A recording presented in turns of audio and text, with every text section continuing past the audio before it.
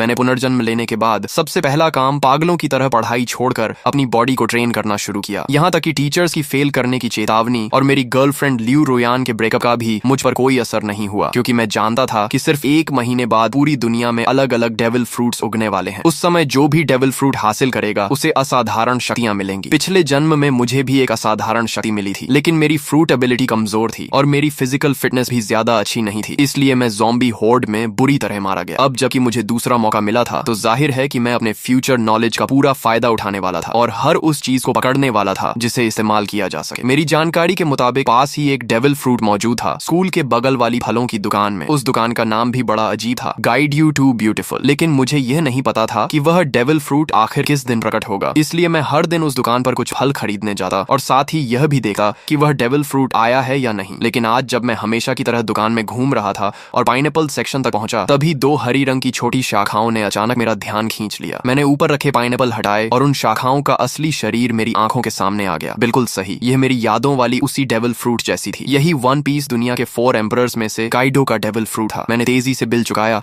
और बाकी फलों से भरा एक बैग भी उठा लिया ताकि किसी को शक न हो। जैसे ही मैं दुकान से बाहर निकला, सामने एक मजबूत शरीर वाला मध्यम उम्र का आदमी दिखाई दिया, वही आदमी जो पिछले जन्म में अज़्योर ड्रैगन फ्रूट का मालिक बना था। मैंने मन ही मन राहत की सांस ली। अगर मैं थोड़ी देर और कर देता तो ये फ्रूट उसी के हाथ लग जाती। हॉस्टल लौटे ही मैंने एक पल की भी देरी नहीं की और अज़्योर ड्रैगन फ्रूट को उठाकर सीधे एक बड़ा काट लिया। उसका स्वाद ऐसा था जैसे किसी ने सूखे पानी के टैंक और गंदगी के गड्ढे को मिलाकर उसमें सड़ी हुई पोछे की कपड़े को घुमा दिया हो और फिर सीधे मुंह में ठूंस दिया हो। इतनी गंदी टेस्ट थी कि मैं लगभग वहीं उल्टी कर देता, लेकिन मैंने खुद को रोका और किसी तरह उस गूदे को निगल लिया। फिर मैंने दिल मजबूत करके उसका बचा हुआ छिलका, बीज और वह छोटी बैंगनी शाखा भी निगल ली। काफी देर बाद मैंने गहरी सांस ली। अब चमत्कार का बीज बोया जा चुका था, बाकी सिर्फ इंतजार करना था। इसके बाद मैंने मोबाइल निकाला और शॉर्ट वीडियोस तथा फोरम ब्राउजिंग शुरू कर दी। कई प्लेटफॉर्म देखने के बाद मैंने एक आईडी सर्च की और पहला वीडियो खोला। भाइयों, देख रहे हो, ये थंडर फ्रूट है। कमेंट सेक्शन में बोली लगाओ, जो ज्यादा कीमत देगा उसे मिलेगा। ये देखकर मेरा दिल तेज धड़कने लगा। हालांकि अज़्योर ड्रैगन फ्रूट मैं पहले ही खा चुका था और दूसरा डेविल फ्रूट नहीं खा सकता था, लेकिन जब अपोकलिप्स आएगा और सभी लोग इसकी असली कीमत जान जाएंगे, तब करोड़ों रुपए देकर भी एक फ्रूट नहीं मिलेगी। ये सबसे महत्वपूर्ण ट्रेडिंग रिसोर्स थी और अगर ट्रेडिंग में इस्तेमाल न भी करूं तो मैं इसे अपने माता पिता या अपनी बहन को खिला सकता था। वैसे भी दूसरी फ्रूट खाने की संभावना पूरी तरह खत्म नहीं हुई थी, बस उसके लिए ताकत और किस्मत दोनों चाहिए थी। मैंने कमेंट सेक्शन में कुछ नहीं लिखा, बल्कि सीधे उस पीले बालों वाले लड़के वांग तियानची को प्राइवेट मैसेज भेजा। भाई, ये फ्रूट बहुत बढ़िया बनाई है, बिल्कुल असली जैसी लग रही है, मैं इसे खरीदना चाहता हूँ। कमेंट सेक्शन वाले लोग सिर्फ मजाक कर रहे हैं, जो कीमत चाहिए सीधे बताओ, अगर सही लगी तो तुरंत खरीद लूंगा। उसने जवाब दिया, भाई ये सचमुच डेविल फ्रूट है, इसकी कीमत 15 लाख है। मैंने कहा, अगर ये सच में डेविल फ्रूट है तो तुम खुद क्यों नहीं खा लेते? अगर बेचने का इरादा है तो सामान्य कीमत बताओ, नहीं तो मैं तुम्हें ब्लॉक कर दूंगा। वह बोला, ठीक है 1 लाख। मैंने कहा 1000 फाइनल प्राइस। तुम्हारे जैसे कलेक्टिबल मॉडल की यही असली कीमत है। वह थोड़ा निराश हुआ, सोचा था ज्यादा पैसे ठग लूंगा, लेकिन 1000 भी ठीक है, कुछ दिन मौज हो जाएगी। मैंने कहा, ठीक है, पैसे दूंगा और सामान ले लूंगा। फिर मैंने पूछा, तुम कोई दुकान वाले नहीं हो? अगर मैं पैसे दे दूं और तुम सामान न भेजो तो पता दो, मैं आमने सामने डील करूंगा। उसने हंसकर कहा, सामने ही सही, क्या कर लोगे? उसने पता भेज दिया। फ्रूट मिलने के बाद मैं पूरी रफ्तार से निकल पड़ा और 2.5 घंटे में उसके बताए हुए छोटे शहर के स्टेशन पहुंच गया। मैंने पूछा, तुम वही हो जो डेविल फ्रूट बेच रहे थे? पेमेंट QR कोड दो, पहले फ्रूट देखूंगा फिर पैसे दूंगा। वह बोला, पहले पैसे फिर सामान। क्या तुम्हें लगता है मैं भाग जाऊंगा? मैंने कहा, यह तुम्हारा इलाका है। उसने सोचा और माना कि बात सही है, इस इलाके में उसकी थोड़ी बहुत पहचान थी। अगर मैं पैसे न देता तो वह एक फोन करता और उसके दोस्त मिनटों में पहुंच जाते। जब उसने बैग मेरी तरफ बढ़ाया तो मेरे हाथ तक कांप रहे थे। मैंने फ्रूट निकाली और मेरा दिल जोर जोर से धड़कने लगा। कोई गलती नहीं थी, ये असली डेविल फ्रूट थी। मैंने बिना समय गंवाए तुरंत 1000 रुपए ट्रांसफर कर दिए, फ्रूट को संभाला और वापस निकल पड़ा। अगर इस बेकार जगह से ट्रेन चलती होती तो मैं उसी समय घर लौट जाता। वापसी के रास्ते में मैं मोबाइल पर शॉर्ट वीडियोस देख रहा था कि अचानक एक वीडियो ने मेरा ध्यान खींच लिया। हाल ही में कई लोग अचानक बेहोश हो रहे हैं और लोगों के शरीर पर अजीब अजीब धब्बे दिखाई देने लगे हैं। एक्सपर्ट्स का कहना था कि यह संभवतः किसी नए प्रकार का फ्लू हो सकता है और सभी से मास्क पहनने तथा सावधानी बरतने की अपील की जा रही थी। ये खबर देखते ही मेरा दिल जोर से धड़क उठा। बेहोशी, शरीर पर धब्बे, क्या यह वही संकेत नहीं थे जो पिछले जन्म में अपोकलिप्स शुरू होने से पहले दिखाई दिए थे? मैंने बिना एक पल गंवाए हॉस्टल की ओर दौड़ लगा दी। पहले से तैयार रखा हुआ अपना सामान उठाया और बाहर निकलने ही वाला था कि पीछे से अचानक एक दर्दनाक चीख सुनाई दी। कई छात्र अचानक जमीन पर गिर पड़े और उनके शरीर पर धब्बे उभरने लगे। इसके तुरंत बाद एक रहस्यमयी दबाव पूरे क्षेत्र में फैल गया, जिससे सभी लोग हिलने तक में असमर्थ हो गए। तभी जो लोग पूरी तरह बेहोश हो चुके थे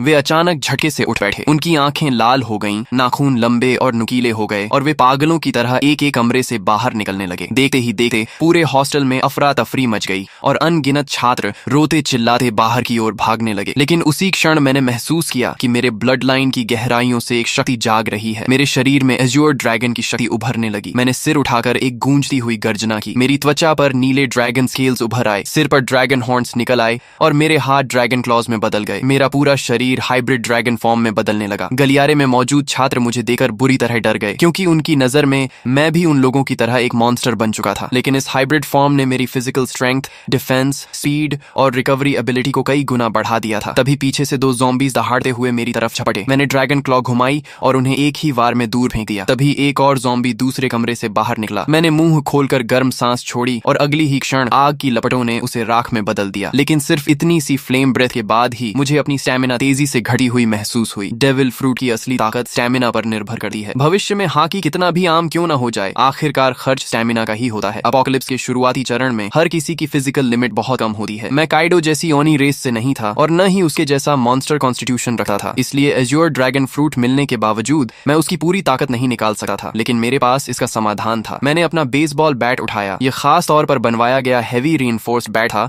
जो ज़ॉम्बी के सिर कुचलने के लिए बिल्कुल परफेक्ट था। मैंने बैट घुमाया और उस पर बिजली की लहरें दौड़ने लगी। एज्योर ड्रैगन फ्रूट हवा, आग और बिजली तीनों एलिमेंट्स को कंट्रोल कर सकता था। भले ही इसकी ताकत लोजिया फ्रूट्स जितनी ना हो, लेकिन अटैक एनहांस करने के लिए यह काफी थी। मैं गलियारे में ज़ॉम्बीज का सफाया करता हुआ आगे बढ़ता गया और जल्दी ही बाकी छात्रों का ध्यान मेरी तरफ गया। लगातार ज़ॉम्बीज को खत्म करने की वजह से उन्हें भागने और सांस लेने का मौका मिल रहा था। बिजली से घिरा मेरा बेसबॉल बैट सचमुच थंडर बागवा जैसा लग रहा था। लगभग हर ज़ॉम्बी मेरे सामने एक ही वार में खत्म हो रहा था। लेकिन मैं इस कत्लेआम के रोमांच में नहीं डूबा। लड़ते हुए मैं तेजी से नीचे की ओर बढ़ता रहा। मेरा पहला लक्ष्य था किसी भी कीमत पर घर पहुंचना, ताकि इस जन्म में मेरे माता पिता और मेरी छोटी बहन को फिर कभी अपमान और अत्याचार न सहना पड़े। दूसरा लक्ष्य था जितनी जल्दी हो सके 100 ज़ॉम्बीज मारना, क्योंकि जो व्यक्ति अकेले 100 ज़ॉम्बीज खत्म करता उसके लिए डिवाइन स्पेस खुल जाती थी। वहां से मैं 3 कलर हाकी की ट्रेनिंग मेथड प्राप्त कर सकता था और अपनी ताकत तेजी से बढ़ा सकता था। एज्योर ड्रैगन उड़ सकता था, लेकिन मेरी मौजूदा स्टैमिना इतनी नहीं थी कि मैं उड़कर घर पहुंच सकूं। इसलिए मैं लोहे के बैट को घुमाते हुए एज्योर ड्रैगन वॉर गॉड की तरह आगे बढ़ता गया। मेरे पीछे बड़ी संख्या में छात्र जमा हो गए जो मेरे पीछे पीछे निकलना चाहते थे, लेकिन उन्हें नहीं पता था कि अपोकलिप्स में कहीं भी सेफ प्लेस नहीं होती। कई बार हॉस्टल का दरवाजा बंद करके अंदर छिपे रहना ज्यादा समय तक जिंदा रख सकता था। जब मैं हॉस्टल से बाहर निकला तो नीचे का दृश्य देखकर मेरी आंखें सिकुड़ गईं। यह स्कूल कभी एक मास ग्रेवयार्ड हुआ करता था। कैंपस में यह अफवाह मशहूर थी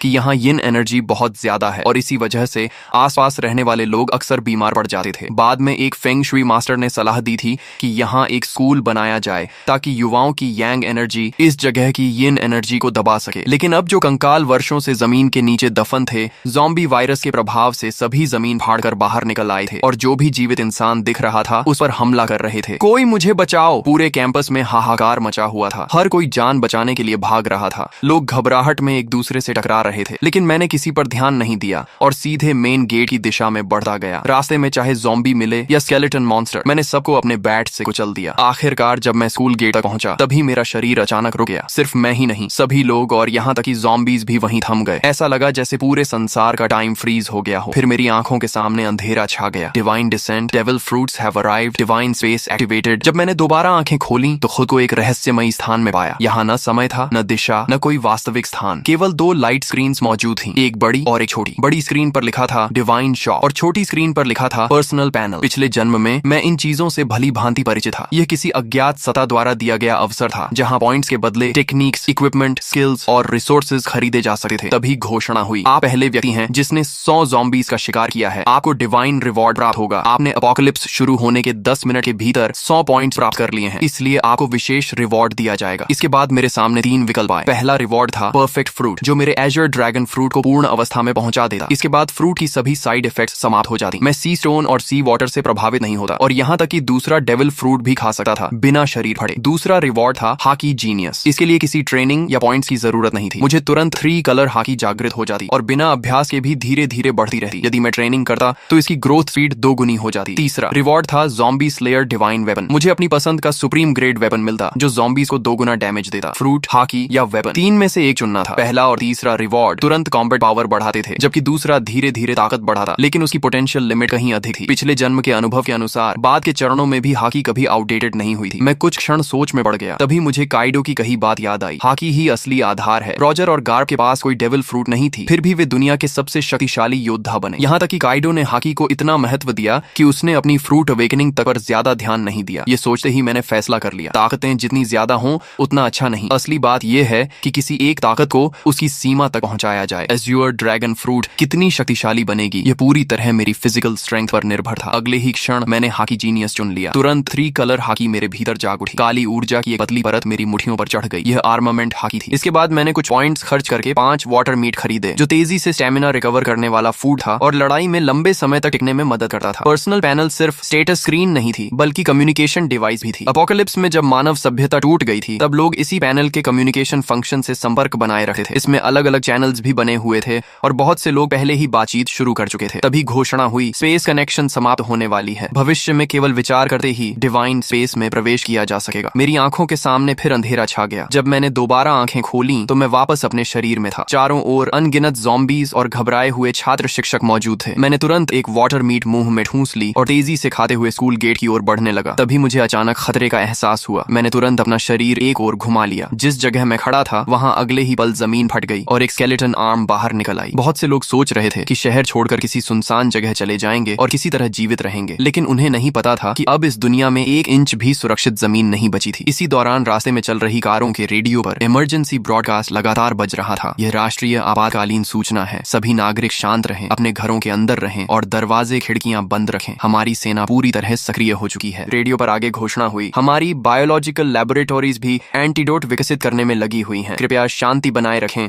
और घबराहट में कोई गलत कदम न उठाएं। लेकिन मैं जानता था कि सच्चाई इससे कहीं ज्यादा भयावह है। ज़ॉम्बी वायरस की पहली लहर हवा के जरिए फैलती थी और जिन लोगों की फिजिकल कॉन्स्टिट्यूशन कमजोर होती थी वे सबसे पहले संक्रमित होते थे। इसी वजह से हॉस्पिटल्स और ओल्ड एज होम्स संक्रमण के सबसे बड़े केंद्र बन गए थे। अपोकलिप्स शुरू होने के बाद वायरस का मुख्य संक्रमण तरीका ब्लड ट्रांसमिशन बन जाता था। ऐसी स्थिति में सेना के जवान, जिनकी फिजिकल फिटनेस सबसे अच्छी होती थी, उनके संक्रमित होने की संभावना बहुत कम रहती थी। इसलिए अपोकलिप्स की शुरुआत में मिलिट्री अभी भी कुछ हद तक प्रभावी रहती थी, लेकिन मैं जानता था कि यह ज्यादा समय तक नहीं चलेगा। अगर सेना तेजी से ज़ॉम्बीज को खत्म करना चाहती तो उसे गन्स और अन्य फायर आर्म्स का इस्तेमाल करना पड़ता, लेकिन ऐसा करने पर उन्हें पॉइंट्स नहीं मिलते। पॉइंट्स के बिना वे मजबूत नहीं बन सकते थे। दूसरी तरफ ज़ॉम्बीज लगातार विकसित होते जाते और आखिरकार ऐसे स्तर पर पहुंच जाते जहां सामान्य फायर आर्म्स भी उनके सामने बेअसर हो जाती। जैसे जैसे ज़ॉम्बीज मजबूत होते, सेना कमजोर पड़ती जाती और समाज का पतन तेजी से होने लगा। इसलिए इस अपोकलिप्स में असली उम्मीद सिर्फ एक ही थी, हर इंसान को योद्धा बनना होगा और खुद ज़ॉम्बीज से लड़ना होगा। यह एक ऐसी सर्वाइवल कंपटीशन थी जिसमें केवल योग्य और शक्तिशाली लोग ही आगे बढ़ सकते थे। मेरी कार तेज रफ्तार से सड़क पर दौड़ रही थी। रास्ते में अगर कोई ज़ॉम्बी सामने आ भी जाता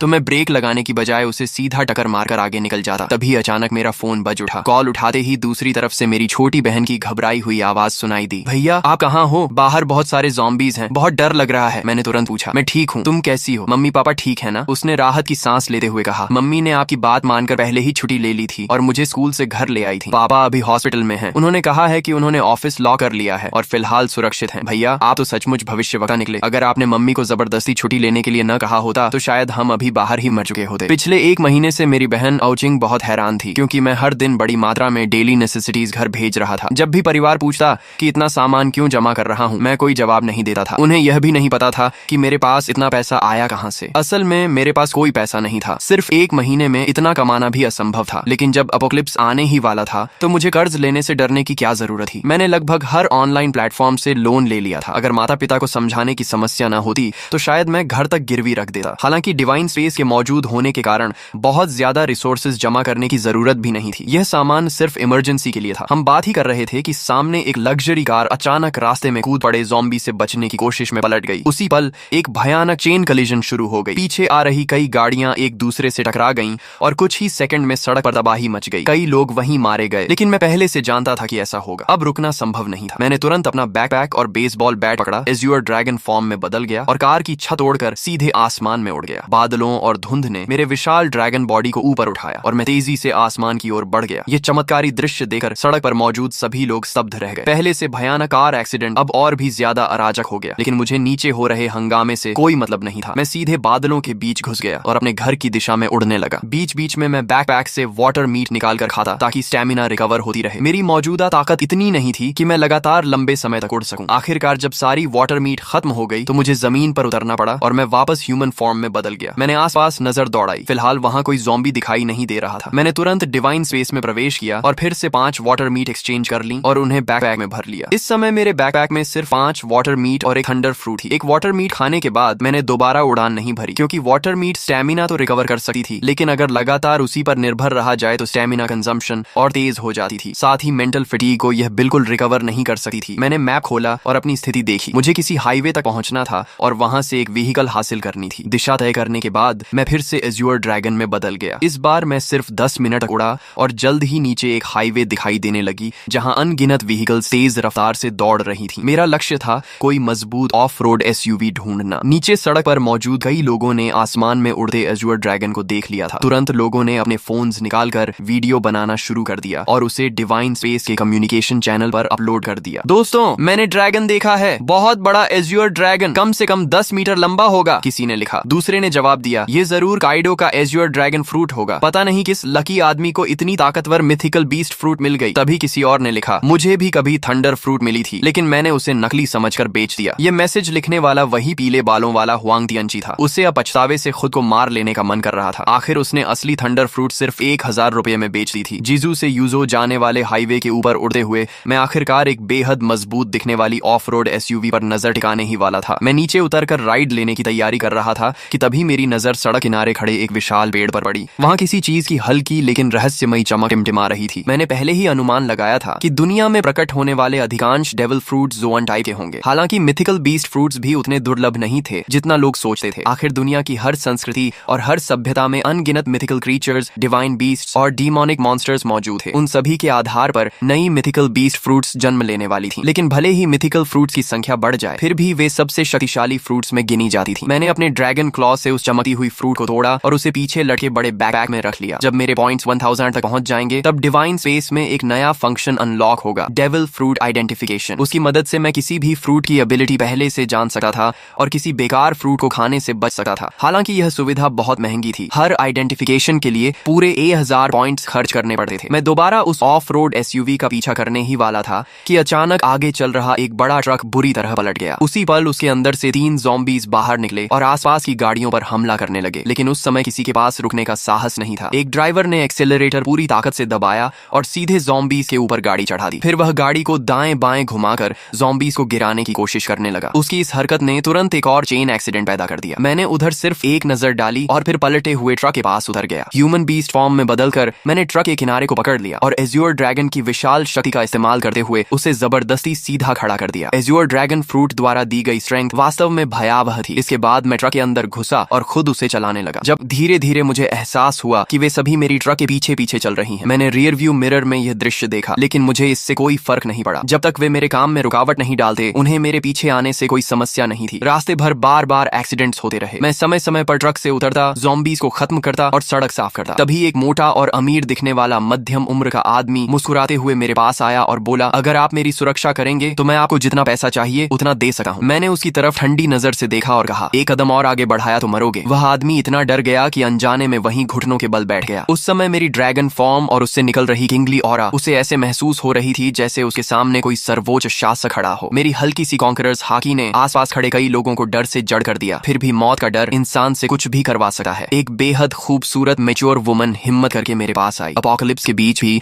उसने खुद को बेहद आकर्षक तरीके से सजाया हुआ था। उसने मुस्कुराते हुए कहा, हैंडसम, क्या आप मुझे अपने साथ ले जा सकते हैं? आप मेरे साथ जो चाहें कर सकते हैं। मैंने बिना भाव बदले सिर्फ एक शब्द कहा, दफा हो जाओ। मैं अभी अपनी ड्रैगन एबिलिटी हटाकर ट्रक में चढ़ने ही वाला था कि तभी एक लंबा चौड़ा ताकतवर आदमी तेजी से मेरी तरफ आया। उसने देखा कि मैं रुकने वाला नहीं हूँ तो जल्दी जल्दी बोला, सर, मैंने भी बहुत सारी अपोकलिप्स नॉवेल्स पढ़ी हैं। आप इतने शक्तिशाली हैं, लेकिन क्या आपको बेस बिल्ड करने के लिए लोगों की जरूरत नहीं पड़ेगी? मेरा नाम लिन कुई है। मेरे पास कोई खास टैलेंट नहीं है, लेकिन ताकत बहुत है। मैं एक कॉम्बैट कोच हूँ और निश्चित रूप से आपके काम आ सकता हूँ। मैं रुक गया और उसकी तरफ देखने लगा। थोड़ी पर हाथ रखकर कुछ देर सोचता रहा। उसकी बात गलत नहीं थी। सिविलाइजेशन और सोशल ऑर्डर जल्द ही पूरी तरह खत्म होने वाले थे। अगर मुझे अपोकलिप्स में लंबे समय तक जीवित रहना था तो मुझे अपना खुद का सेफ बेस बनाना पड़ेगा। ज़ॉम्बीज की ग्रोथ स्पीड बहुत तेज थी। अकेले मेरे लिए हर समय अपने परिवार की रक्षा करना मुश्किल था। जब लिन कुई ने देखा कि मैं सोच रहा हूँ तो उसके चेहरे पर खुशी छा गई। उसने बिना देर किए अपना सामान, अपनी कार और बाकी सब कुछ वहीं छोड़ दिया। उसे डर था कि अगर उसने एक पल भी देरी की तो मैं उसे छोड़कर चला जाऊंगा। वह इतना सावधान था कि फ्रंट सीट पर बैठने की हिम्मत भी नहीं कर सका। अपनी फिजिकल फिटनेस का इस्तेमाल करते हुए सीधे ट्रक के पीछे वाले कार्गो एरिया में चढ़ गया। लिन कुई की सफलता देखकर बाकी लोगों को भी उम्मीद नजर आने लगी। उन्हें लगा कि मैं पूरी तरह निर्दयी नहीं हूँ। तभी वह अमीर मध्यम उम्र का आदमी फिर कुछ कहने ही वाला था कि मैंने उसे बीच में रोक दिया। अगर मैं लोगों को भर्ती भी करूंगा तो किसी को सिर्फ उसके शब्दों पर नहीं चुनूंगा। शुरुआती चरण में एक आदमी ही काफी है और उसकी लॉयल्टी भी अभी साबित नहीं हुई है, उसे समय के साथ परखा जाएगा। तभी वह खूबसूरत महिला फिर आगे आई और दृढ़ आवाज में बोली, कृपया मुझे एक मौका दीजिए। मेरी क्षमता और मेरी जान दोनों आपके लक्ष्य पूरे करने के लिए समर्पित रहेंगी। उसकी आंखों में झलकता दृढ़ निश्चय देकर मुझे एहसास हुआ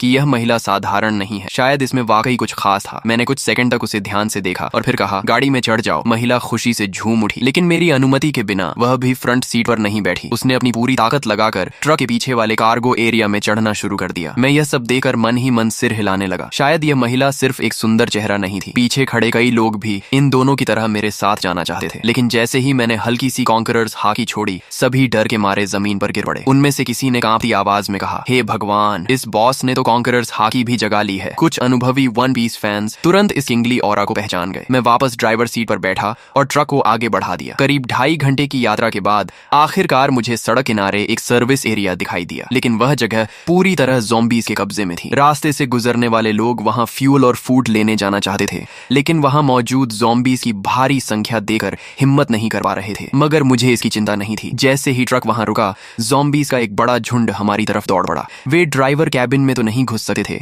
इसलिए ट्रक के पीछे चढ़कर लिन कुई और उस महिला पर हमला करने की कोशिश करने लगे। दोनों डरकर कार्गो एरिया के अंदर दुबक गए और सिर तक बाहर निकालने की हिम्मत नहीं कर पाए। मैं ट्रक से उतरा, ह्यूमन बीस्ट फॉर्म में बदला और बेसबॉल बैट घुमाते हुए कुछ ही सेकंड में ट्रक पर चढ़ रहे कई ज़ॉम्बीज़ के सिर कुचल दिए। तभी मुझे एहसास हुआ कि पीछे पीछे आ रहा पूरा व्हीकल कॉन्वॉय भी इस सर्विस एरिया तक पहुंच चुका था। वे लोग चाहते थे कि मैं ज़ॉम्बीज़ को खत्म कर दूं ताकि वे आराम से फ्यूल और सप्लाईज ले सकें। लेकिन जैसे ही उनकी गाड़ियां वहां पहुंची, अगले ही पल ज़ॉम्बीज़ का विशाल झुंड उन गाड़ियों की ओर टूट पड़ा और मजबूर होकर वह पूरा व्हीकल कॉन्वॉय सर्विस एरिया छोड़कर आगे निकल गया। उधर मैं एक एक वार में ज़ॉम्बीज़ को खत्म करता गया और कुछ ही देर में पूरे सर्विस एरिया को साफ कर दिया। सिर्फ एक ज़ॉम्बी मैंने लिनकुई के लिए छोड़ी ताकि वह प्रैक्टिस कर सके। आखिर वह एक कॉम्बैट कोच था, इसलिए उसकी स्ट्रेंथ, स्पीड और कॉम्बैट रिफ्लेक्सेस वाकई अच्छे थे। जब तक मैं फ्यूल भरकर लौटा, तब तक उसने भी उस ज़ॉम्बी को सफलतापूर्वक मार गिराया था। सप्लाईज इकट्ठा करने के बाद मैंने आखिरकार उस छिपाव पहने खूबसूरत महिला का नाम पूछा। हालांकि वह दिखने में पतली दुबली थी और पहली नजर में ज्यादा उपयोगी नहीं लगती थी, लेकिन जब से वह मेरी ट्रक पर चढ़ी थी, उसने खुद को काफी अच्छा साबित किया था। ज़ॉम्बीज़ के ट्रक पर चढ़ने के दौरान भी उसने चीख पुकार नहीं मचाई थी। इससे मेरे मन में उसके लिए सम्मान थोड़ा और बढ़ गया। जैसे ही मैंने उसका नाम पूछा, उसने तुरंत जवाब दिया, मेरा नाम लियू मेंग कियन है। मैंने कहा, अब से फ्रंट सीट पर बैठो, ट्रक के कार्गो एरिया में चढ़ने की जरूरत नहीं है। ये सुनते ही उसने सिर झुकाकर कहा, जी मास्टर। उसके मुंह से निकला यह संबोधन मुझे फिर से चौंका गया। उसने मेरा नाम तक नहीं पूछा और सीधे मुझे मास्टर कहकर संबोधित करने लगी। जो व्यक्ति अपना ईगो और प्राइड छोड़ सकता है, वही एपोकलिप्स जैसी दुनिया में ज्यादा समय तक जीवित रह सकता है। थोड़ी देर बाद हम फिर से यात्रा पर निकल पड़े। रास्ते में मुझे एक बार फिर मेरी बहन आओ चिंग का फोन आया। भैया आप कहाँ हो? पापा हॉस्पिटल के ऑफिस में फंसे हुए हैं। मैंने सुना है हॉस्पिटल में सबसे ज्यादा ज़ॉम्बीज़ हैं। पापा के पास खाना पानी भी नहीं है। मुझे बहुत डर लग रहा है कि उन्हें कुछ हो न जाए। उसकी आवाज रोने जैसी हो गई थी। फोन के दूसरी तरफ मेरी माँ की आवाज भी सुनाई दी। हाउ हाउ, तुम्हारे स्कूल का क्या हाल है? तुम अपना ध्यान रखना, हम तुम्हें बचाने का कोई रास्ता ढूंढ लेंगे। मैंने कहा, माँ चिंता मत करो, मुझे काइडो का एजर ड्रैगन फ्रूट मिल गया है। डेविल फ्रूट का नाम सुनते ही आओ चिंग का डर काफी कम हो गया। हम भाई बहन पूरे 1 घंटे तक फोन पर बातें करते रहे। कॉल खत्म होने के बाद मैंने तुरंत अपने पिता को फोन किया। मैंने उन्हें बताया कि मैं अब एबिलिटी यूजर बन चुका हूँ और जल्द ही हॉस्पिटल पहुंचकर उन्हें बचा लूंगा। मैंने उन्हें सख्त हिदायत दी कि ऑफिस के अंदर छिपे रहें और बाहर निकलने की कोशिश न करें। दूसरी तरफ ऑफिस में फंसे एओ हाई भूख, प्यास और लगातार दरवाजा पीटे ज़ॉम्बीज़ की वजह से बेहद परेशान थे। वह आधी नींद और आधी बेहोशी की हालत में थे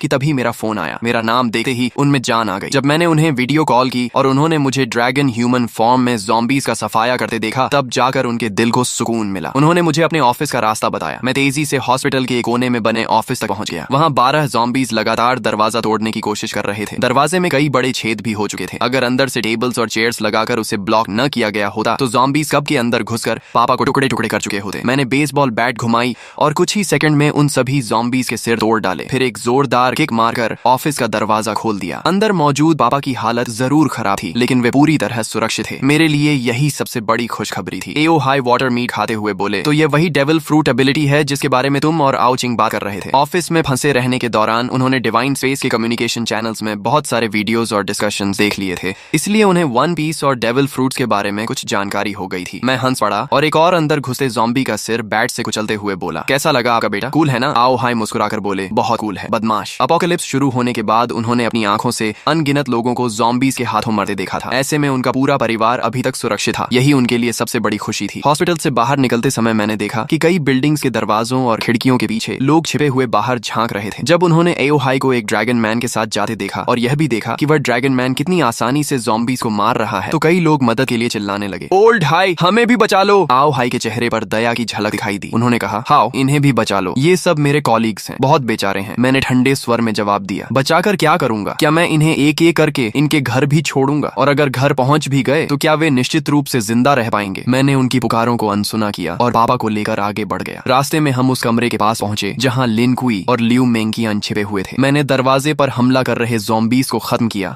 और फिर एक बार में दरवाजा तोड़ दिया। मुझे देखकर दोनों तुरंत बाहर आ गए और एक साथ बोले, मास्टर। ये सुनकर आओ हाई की आंखें फैल गईं। एक तरफ मांसपेशियों से भरा विशाल आदमी और दूसरी तरफ एक बेहद खूबसूरत महिला, दोनों मेरे सामने इतनी इज्जत से झुके हुए थे। खासकर लियू मेंकियन द्वारा मुझे मास्टर कहना उन्हें और भी अजीब लग रहा था। उनके चेहरे पर साफ लिखा था, हे भगवान, मेरा बेटा आखिर बाहर क्या क्या कर रहा है। यहाँ तक कि मेरी 2 जन्मों की मोटी चमड़ी भी थोड़ा गर्म हो गई। मैंने सामान्य बने रहने की कोशिश करते हुए कहा, ये दोनों रास्ते में मिले छोटे भाई बहन जैसे हैं। लेकिन आओ हाई की आंखें साफ कह रही थीं कि उन्हें मेरी बात पर जरा भी विश्वास नहीं हुआ। मैं और कुछ समझाने की बजाय चुप हो गया। हम सभी ट्रक तक पहुंचे। मैंने पापा को फ्रंट सीट पर बैठाया और लियू मेंकियन को फिर से कार्गो एरिया में भेज दिया। जब हम घर पहुंचे तो मेरी बहन आओ चिंग ने लियू मेंकियन को देखते ही आश्चर्य से मुंह खोल दिया। वाह, कितनी सुंदर महिला है। और अभी इसने भैया को क्या कहा, मास्टर? फिर उसने लिन कुई की तरफ देखा। और ये मसल मॉन्स्टर कौन है? अगर कोई कह दे कि यह स्पेशल फोर्सेस का सैनिक है तो भी मैं मान लूंगी। और ये भी भैया को बॉस कह रहा है। इस समय लियू मेंकियन एक परफेक्ट मेड की तरह दोनों हाथ पेट के सामने जोड़कर शांति से मेरे पीछे खड़ी थी। वहीं लिन कुई काफी असहज महसूस कर रहा था। वह मिलनसार व्यक्ति था,